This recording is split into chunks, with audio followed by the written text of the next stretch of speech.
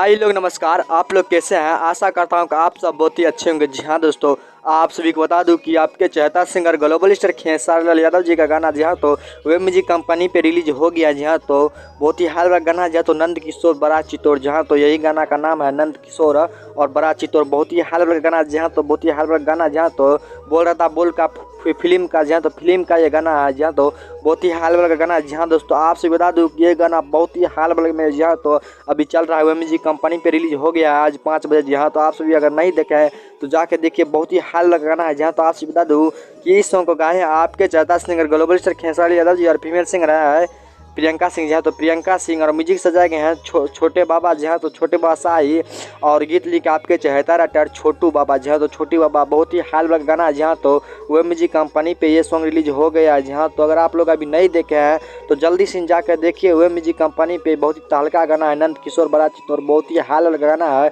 बोल रहा था बोल का फिल्म का ये गाना बहुत ही तहलका मचा रहा है। पूरा पूरा तहलका जी हाँ तो पूरा बिहार में पूरा तहलका मचा रहा है। पूरा ऑल सोशल मीडिया पे तहलका मचा रहा है। अगर आप हमारे चैनल पर नए हैं तो प्लीज़ चैनल को सब्सक्राइब कर दें ताकि जब भी मैं न्यू अपडेट लेकर आऊँ तो सबसे पहले आप तक पहुँच जाए।